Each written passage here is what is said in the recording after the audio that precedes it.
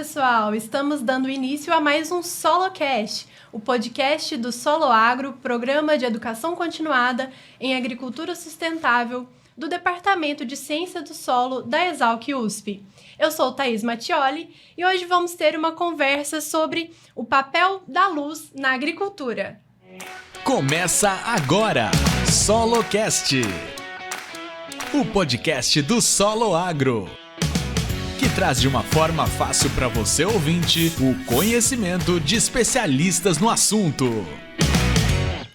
Então vamos dar início à nossa conversa do SoloCast de hoje. Tenho aqui ao meu lado o professor Luiz Aleone, que é coordenador do Solo Agro. Tudo bem, professor? Tudo bom, Thaís? Vamos para mais um SoloCast. É isso aí. E estamos aqui com um convidado muito especial, que é o professor Rogério Faleiros Carvalho. Tudo bem, professor? Seja bem-vindo. Tudo bem, muito obrigado pelo convite, professor Aleone e Thaís. Eu assisto aos programas, do SoloCast, então estar aqui hoje, de fato, é um dia muito importante. Muito bom ter você aqui conosco, estamos muito felizes também. E para dar início, então, a gente vai falar um pouquinho aqui do currículo do professor, que é biólogo pela Universidade de Franca, São Paulo. Ele é mestre e doutor pelo Programa de Fisiologia e Bioquímica de Plantas da Exalc USP, pós-doutor pelo Departamento de Genética também da Exalc, professor livre-docente da Faculdade de Ciências Agrárias e Veterinárias da Unesp, em Jaboticabal, e a atuação do professor é controle hormonal e fotomorfogenético das respostas aos estresses abióticos em plantas cultivadas. Então, a gente vai conversar um pouquinho, essa palavra diferente, fotomorfogenético, tem a ver com luz. Então, a gente vai conversar um pouco sobre o papel da luz na agricultura. Embora pareça muito óbvio, que as plantas precisam de luz, mas a gente vai entender de uma forma um pouco mais aprofundada, como que a luz atua na agricultura. Eu vou começar, então, com uma pergunta mais geral, para quem está nos assistindo, para quem está nos ouvindo, entender um pouco mais sobre por que entender sobre a luz, sobre esse papel da luz na agricultura. Então, como que a luz pode ser importante para as plantas, além da fotossíntese, que todos nós sabemos, desde a escola, estudamos no fundamental, a gente entende sobre o papel da luz na fotossíntese das plantas, mas além disso, o que a luz é importante? Qual que é o papel nesse sentido da luz? O controle da luz sobre o crescimento da planta é denominado de fotomorfogênese. Então, o que é produzido na fotossíntese, os esqueletos de carbono oriundo da fotossíntese, no controle do crescimento, será modulado pela fotomorfogênese. Então, fotossíntese e fotomorfogênese são processos interdependentes. É claro que depois que a fotossíntese ocorre, nós temos a luz, ela continua a controlar o crescimento da planta. Mas de modo contrário também é verdadeiro, porque a fotomorfogênese controla o processo fotossintético. Para exemplificar, na Unesp de Jaboticabal nós demos um tratamento de luz vermelha durante a noite e a fotossíntese foi melhorada durante o dia. E é claro que a fotossíntese não ocorreu durante a noite, quando nós fizemos essa incidência de luz vermelha. Como isso ocorre, quais são os processos moleculares, ainda nós não conhecemos. Então, é muito difícil separar esses dois processos. É claro que quem leva a fama é a fotossíntese. Se fôssemos fazer uma pesquisa nas bases de dados, onde nós vamos digitar fotossíntese, milhares de páginas aparecerão, enquanto que fotomorfogênese, muito menos. E eu costumo brincar também, quando nós fazemos as pesquisas em aplicativos de música, se digitarmos lá fotossíntese, dezenas de músicas aparecerão, mas apenas uma música só chamada de fotomorfogênese. E a mesma coisa no Word. Se você digitar a palavra fotossíntese no Word, ela entende como uma palavra correta, mas fotomorfogênese não. Caso você queira que a fotomorfogênese seja parte do seu programa lá do Word, você tem que fazer essa inclusão manual. Então, essa separação que não existe, nós que fazemos, né? Nós que didaticamente fazemos quando nós estudamos fotossíntese e estudamos fotomorfogênese, mas ela não existe. Além disso, nós estamos falando de um processo da luz no controle do crescimento, mas nós temos também o escuro, né? E o processo pelo qual o escuro controla o crescimento da planta é denominado de escotomorfogênese. E, na verdade, é mais um processo também que depende, são processos interdependentes. Não dá para separar o que acontece na luz, né, do que acontece no escuro. A escotomorfogênese, de uma maneira um pouco mais simplificada, né, é um evento em que os processos da luz devem ser inibidos. E a luz a mesma coisa, né? Na luz, os processos escotomorfogenéticos devem ser inibidos. Eu vou usar o fotoperíodo aqui como um exemplo, porque, embora seja um tema, fotoperíodo seja um tema à parte, né? Talvez um único solocast só para falar de fotoperíodo, ou até mesmo aula, né? Eu falo isso nas aulas, que fotoperíodo é uma aula à parte. Então, o que acontece na leitura do dia, quando a planta está lendo o dia, ela acumula moléculas no final do dia, né? Se nós temos um período de luz, eu tenho o final do período de luz. Esse acúmulo de moléculas no final do dia é que vai determinar a floração, por exemplo, no fotoperíodo para floração, já que fotoperíodo não controla a sua floração. Bom, o que nós temos depois no final do dia com esses acúmulos de moléculas? Nós temos a noite. Então, o que vai acontecer durante esse período de luz, eu tenho que considerar que eu tenho um período de escuro também. Isso é muito importante. Então, a escotomorfogênese é tão importante quanto o período de luz, né? Aí, se eu quiser trabalhar à noite, eu consigo trabalhar à noite, por exemplo, em plantas de dia curto, né? Eu posso estender o meu período de luz, ou planta de dia longo, eu posso deixar o período de luz mais curto. Ou seja, eu estou mexendo também aqui no escuro. Enquanto eu tenho síntese de moléculas durante o dia para controlar a floração, eu tenho também degradação de moléculas durante o dia, assim como eu tenho síntese de moléculas à noite e degradação de moléculas à noite para que o florescimento aconteça, né? Agora, para deixar a coisa um pouco mais complexa, mas para entender que isso existe, nós temos também a shade morfogênese, que é o sombreamento, que é o outro mundo à parte. Quando nós entendemos que nós temos o escuro e as plantas evolutivamente elas devem passar pelo período de escuro, nós temos também aquela situação em que existe luz, mas ela não é o suficiente ou adequadamente para a planta crescer, né? E é claro que nós temos plantas de sombra, que também é um outro assunto. Mas o escape da sombra já é a shade morfogênese que eu estou dizendo aqui, também é um outro processo. Todo mundo interdependente, né? E nesse caso, quando nós falamos de fotomorfogênese, nós estamos falando de sinalização luminosa.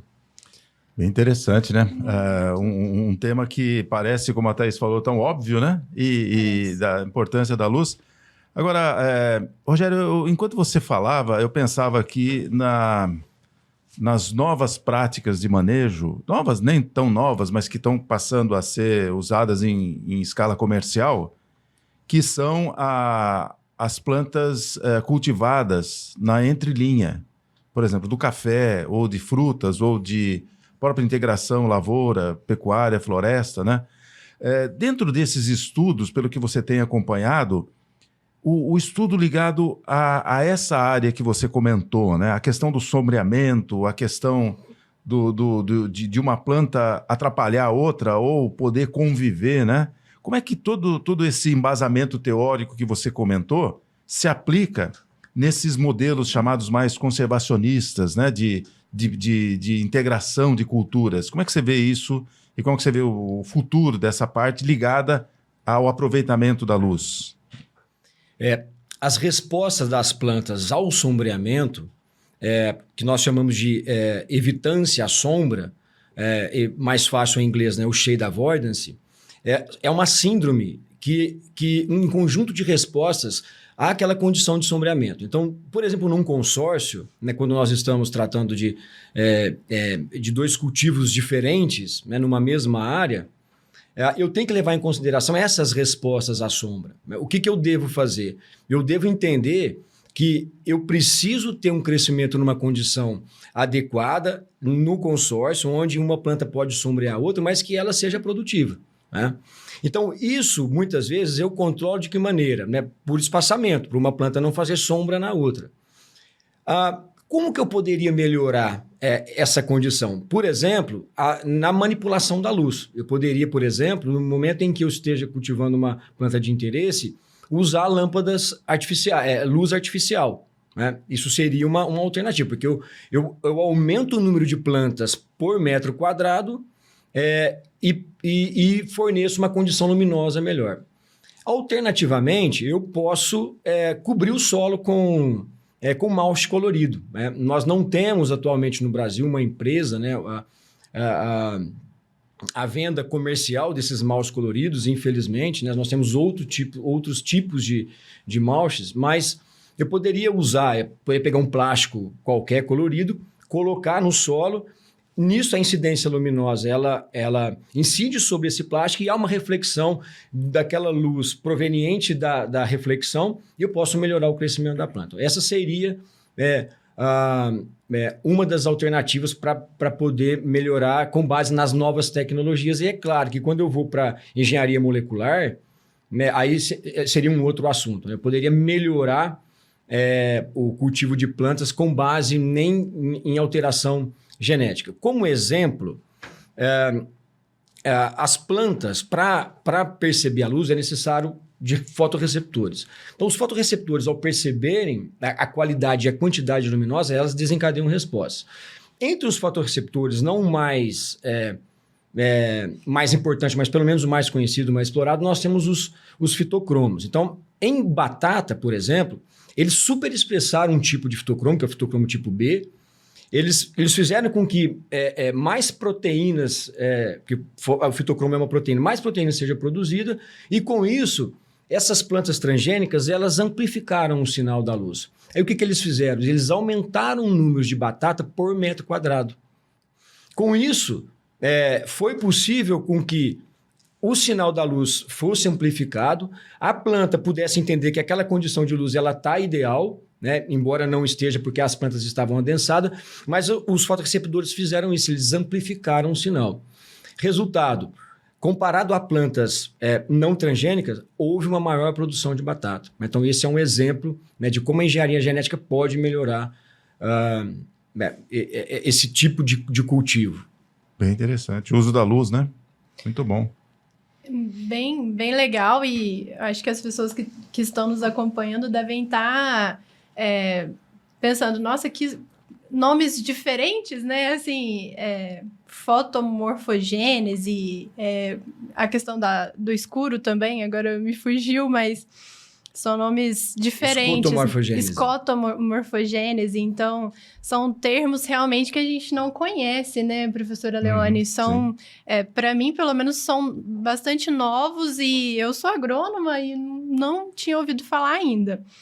Mas, assim, pensando na questão do lado ruim, né? Quando que a luz pode ser um fator ruim para o crescimento das plantas?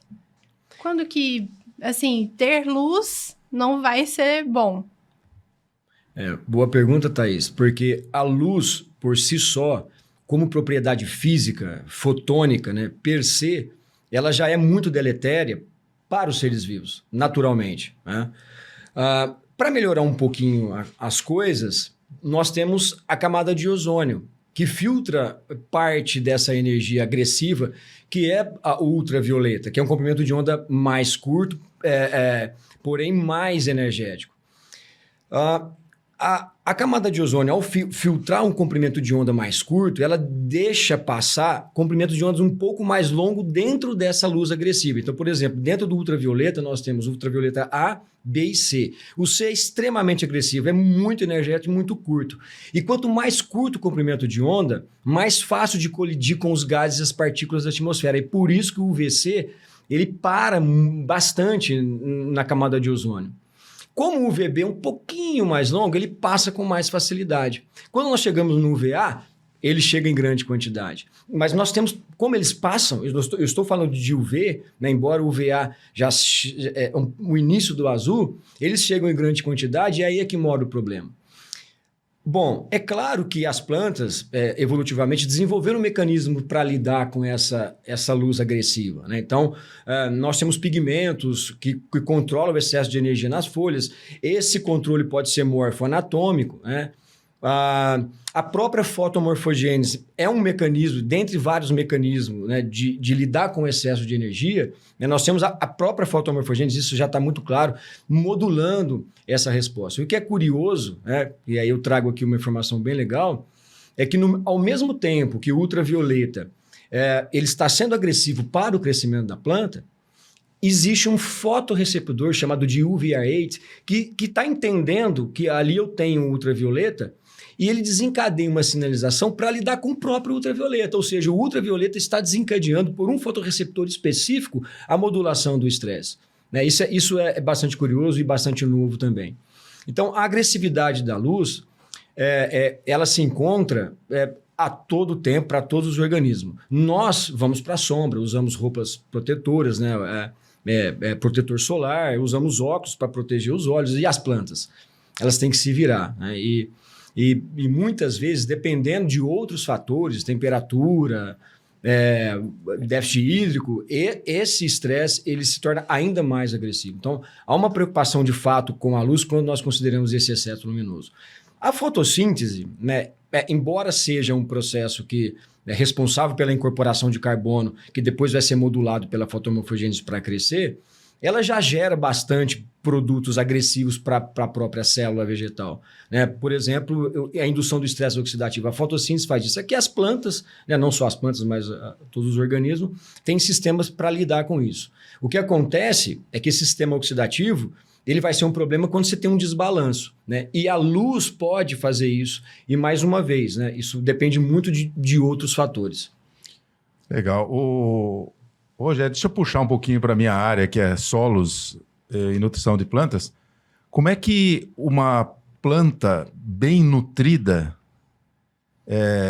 aproveita e utiliza com mais eficiência essa luz, comparada com uma planta que eventualmente não esteja bem nutricionalmente? Primeiro eu preciso fazer uma fundamentação aqui para poder chegar onde eu quero. A questão é que a luz ela é percebida por esses fotorreceptores. Nós temos vários fotorreceptores, né? Esses fotorreceptores eles são de classificação química diferente, né? Eu tenho proteína, eu tenho flavonoides, enfim, são diferentes tipos de fotorreceptores. Dentre eles, as clorofilas e os carotenoides, que também são fotorreceptores. A questão é que depois que a luz é percebida por esses fotorreceptores, muita coisa vai acontecer. Desde a expressão gênica até a produção e acúmulo de moléculas, a fotomorfogênese está ali, né, tendo a sua efetividade. No caso, entre essas respostas, eu poderia chamar de respostas fisiológicas ou bioquímicas e moleculares, as respostas à nutrição, hoje também está muito claro que os fotorreceptores estão modulando a nutrição. Né? É curioso isso, inclusive, por trabalhos nossos lá da Unesp. Então, o que nós sabemos? Nós sabemos que, por meio de sinalização luminosa, os fitocromos, né, estão modulando a nutrição das plantas. E, mais uma vez, como isso está acontecendo? Ainda não sabemos, né? É claro que, como perspectiva, nós temos aí o desvendamento, né, dessas vias moleculares justamente para poder, no futuro, e que sabe breve, melhorar geneticamente uma planta. O papo está muito interessante, né? Tá sendo tudo novo para mim, muito bom mesmo. Mas eu acho que o pessoal de casa, se tiver interessado em acessar, né, os nossos cursos, acesse o nosso site www.soloagro.com.br, soloagro com 2 L's, e veja, né, se você se interessa pelos nossos cursos. Nós temos curso de fisiologia e nutrição de plantas, então, se vocês estiverem interessados em saber mais, o professor Rogério, ele é professor dos nossos cursos, então fiquem aí de olho, entrem no nosso site para que vocês possam ter acesso ao que o Solagro disponibiliza. Mas continuando aqui o nosso papo, em relação à manipulação, né? Como que isso pode ser feito? Como que isso pode ser aplicado para o produtor, né? A pessoa está nos ouvindo e falando, tá bom, mas como que eu faço essa manipulação? Como que é isso aplicado diretamente no campo, de forma mais específica, professor? Como que... Nós podemos separar essa história de manipular a luz, né? Na literatura nós vamos encontrar essa palavra manipulação da luz, né? De duas maneiras. Primeiro, é controlar a luz incidente, né? Quer dizer, a luz ela chega, a luz natural ela chega, e eu posso, por exemplo, colocar uma cobertura colorida, um material colorido em cultivo protegido. Então, seja ele qual cor desejada. Eu posso ter, somado a esse fator, o uso de luz artificial, com lâmpadas, por exemplo, LED, que agora é uma tecnologia mais nova, né? A LED, comparado com as lâmpadas fluorescentes, incandescentes que nós tínhamos, a luz artificial com uso de LED é muito comum hoje. Eu posso ter única e exclusivamente o uso de lâmpadas artificiais sem a luz natural. Eu posso ter a cobertura de solo colorido, como eu já comentei, né, que infelizmente nós não temos essa produção em grande escala, né, para estar disponível, né, no mercado. É uma pena isso, porque a literatura já mostrou N vezes que o cultivo de plantas sobre um solo colorido, né, melhora o crescimento da planta, principalmente em hortaliça, mas não só em hortaliça. Nós podemos encontrar isso, por exemplo, em frutíferas. A literatura mostra muito bem isso. Essa é uma abordagem, ou seja, eu posso manipular o que chega na planta. De uma outra maneira, eu posso manipular a própria planta. Eu deixo a luz quieta onde ela está, com as suas qualidades, e manipular a planta. Eu posso, por exemplo, no caso da batata, eu posso superexpressar um fotorreceptor e amplificar esse sinal da luz com a mesma quantidade de luz que chega, e aí se é uma resposta genética controlada por essa superexpressão desse fotorreceptor que vai melhorar o crescimento da planta. Então, eu tenho, por exemplo, tabaco com superexpressão de fotorreceptor que aumenta a área foliar, né? Considerando que a folha é algo que interessa para o tabaco. Eu tenho um outro fotorreceptor chamado de criptocromo, que também foi superexpresso em soja, né? Isso é um trabalho de 2021, é muito novo isso, né? Que melhorou a produção da soja, né? Eu tenho, agora já não é superexpressão, mas é manipulação de um fitocromo chamado tipo A, né, por técnicas moleculares envolvendo RNA de interferência, que é um assunto à parte, mas eles manipularam o fitocromo tipo A e plantas de algodão produziram mais fibras. Então veja que nós estamos falando de algo novo, de fato novo, né, que até chegar na mesa, né, do consumidor, eu acredito que tenha um tempo. Agora, o que é mais rápido? É mais rápido e mais fácil manipular a luz. Já que a engenharia genética, ela naturalmente ela já é demorada, eu posso então melhorar essas condições luminosas para que isso aconteça.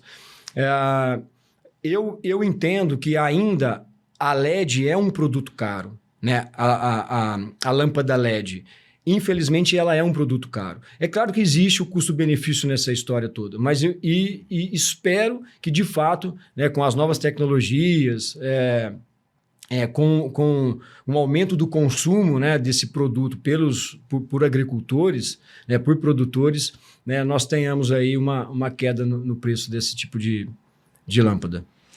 Mas é interessante, né, já porque você deu exemplos da engenharia genética, que demora um tempo, mas você já deu exemplo de plantas como a batata, que é alimentícia, como a soja, que é fonte de proteína, e o algodão, que é fonte de fibra. Quer dizer, isso já está acontecendo, né? Eu acho que é novidade para mim, talvez para a Thaís, e muita gente que está nos ouvindo, talvez não tenha ideia do quanto que já tem de resultados de um melhor aproveitamento da luz, né? Isso é muito interessante. Agora, eu queria fazer uma pergunta, já de caráter mais geral, né? Que é assim, com essa dúvida se está acontecendo em proporções de alta escala a questão do aquecimento global e a possível mudança de culturas, deslocamento de culturas para latitudes e coordenadas geográficas diferenciadas, isso me leva a ter uma dúvida se isso vai implicar também em plantas passarem a usar áreas com luminosidade diferente, né? Isso, por exemplo, no caso de culturas, como você comentou, que sentem muito o fotoperíodo, como é que fica essa relação delas terem que se mover geograficamente para regiões de luminosidades e incidências diferentes e, ao mesmo tempo, serem sensíveis ao fotoperíodo? Nós temos alguns exemplos de que, até mesmo em regiões próximas, nós temos mudança, né, nessa leitura do dia para plantas de soja, né? Isso é muito natural. São relatos de produtores, principalmente em conversas informais. Nós já temos essa história de mudanças por proximidades. É claro que quando nós falamos na soja, que é uma planta que responde ao fotoperíodo, né, eu tenho que entender também que o processo de melhora, por exemplo, em mudanças do ambiente, isso vai levar um tempo, né? A soja, naturalmente, ela já é melhorada, mas de acordo com essas mudanças ambientais, eu acredito que isso ainda leve um tempo para que aconteça. E, de novo, aí eu estou falando de melhoramento genético, claro. O que dá para fazer, né? Vamos imaginar que eu esteja essa situação acontecendo, né? Essa mudança, né? Nas condições ambientais afetando a produtividade da soja com base na leitura do dia. O que dá para fazer? Recentemente, uma empresa usou lâmpadas em pivôs para fazer uma breve iluminação durante a noite. E eles perceberam que houve um aumento da produtividade. Eu não sei se vocês ouviram falar sobre isso, né? Bom, a grande pergunta que veio para todos nós mas como que essa planta fez isso com um tratamento de luz durante a noite? Aí eu costumo comparar, quando eu falo sobre isso, né, com o tratamento de luz na alface que nós tivemos lá na Unesp de Jaboticabal, em que o tratamento fotomorfogenético melhorou a fotossíntese durante o dia. Então, embora esses dados dessa empresa não estejam publicados, assim, de uma maneira bem especulativa, o tratamento luminoso durante o dia pode ter desencadeado respostas específicas fotomorfogenéticas que foram lá durante o dia e melhorou a produtividade. Mas é muito importante entender também como a luz ela é um forte controle da relação fonte-dreno, né? O que é relação fonte-dreno? É a necessidade de cada órgão da planta assimilar as estruturas de carbono para poder fazer aquele órgão crescer, tá? Então, a luz ela é um forte modulador da relação fonte-dreno, mas muito forte mesmo.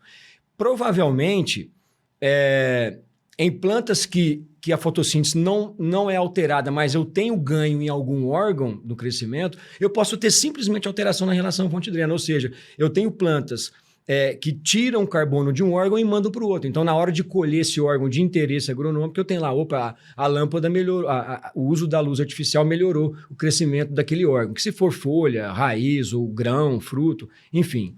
Então, ainda eu acredito nessas tecnologias de manipulação da luz incidente, porque o melhoramento genético com base nessas alterações ambientais, eu acredito que possa levar um tempo maior. Muito bom. E quais que são, então, as perspectivas, né, futuras em relação a essa nova tecnologia, a esses novos estudos? O que o senhor acha, assim, em relação a como que vai ser daqui para frente? Não que eu esteja sendo cético em relação à engenharia genética, em relação ao tempo, né? Porque naturalmente isso demora mesmo, mas nós temos coisas muito claras agora que pode favorecer com que essas plantas cheguem muito rápido no campo, tá?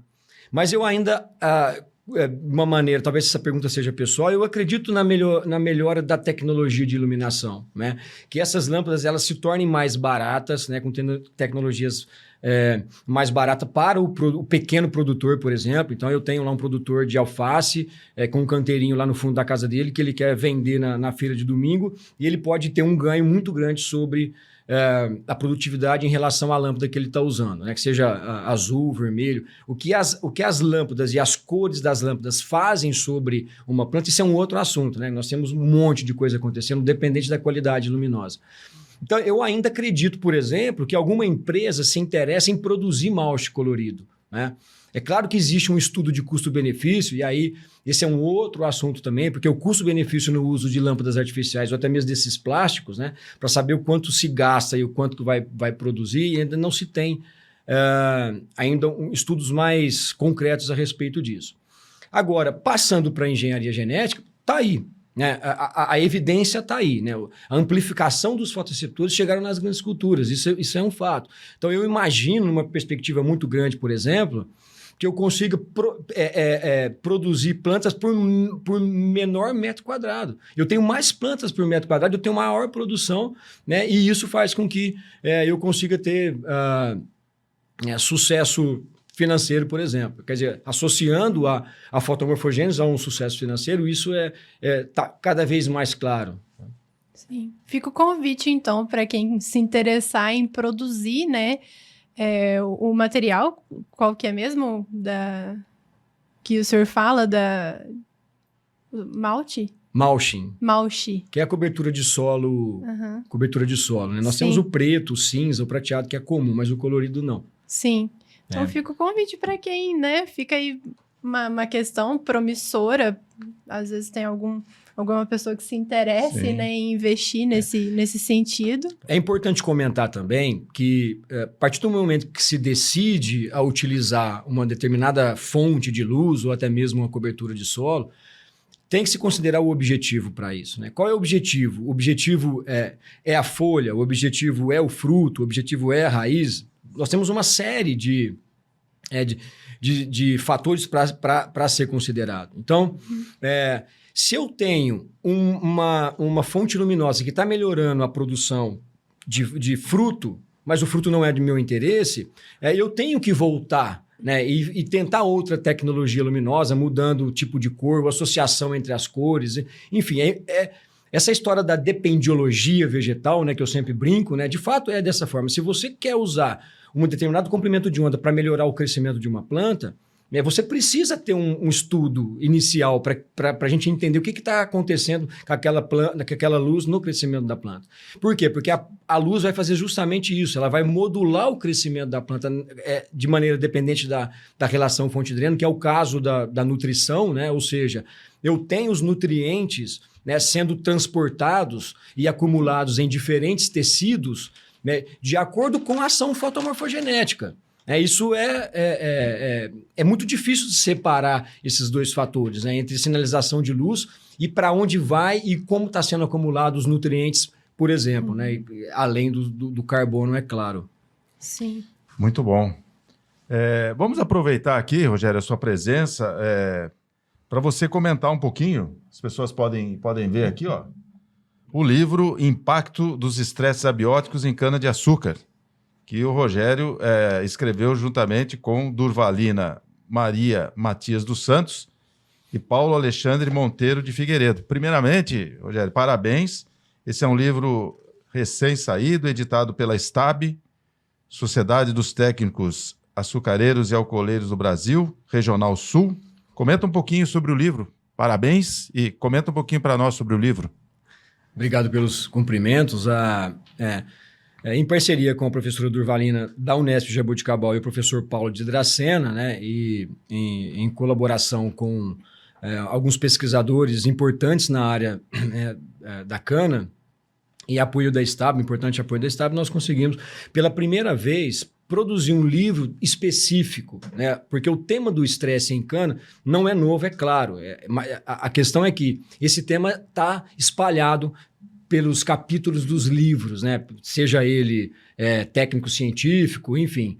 E agora, então, nós achamos por bem mostrar todas essas informações de maneira específica, né, para quem tem interesse, né, na área de estresse. E aí isso vai passando pela nutrição, passando pela temperatura, passando pela alta radiação do UV que nós falamos, né, da deficiência hídrica. Nós selecionamos os estresses abióticos, pelo menos os mais importantes, os mais evidentes, no campo.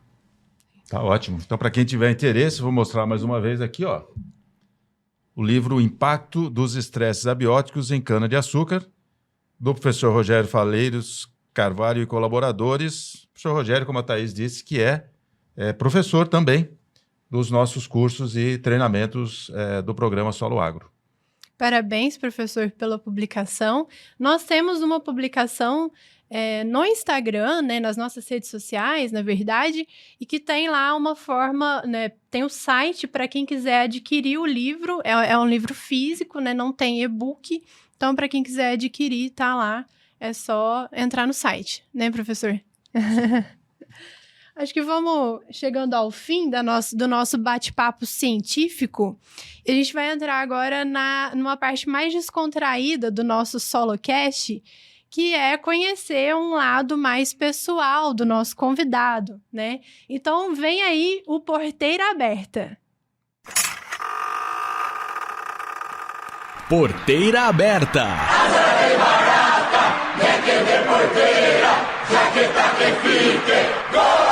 Um momento descontraído com nossos especialistas. Aumenta o som que a nossa prosa é agora.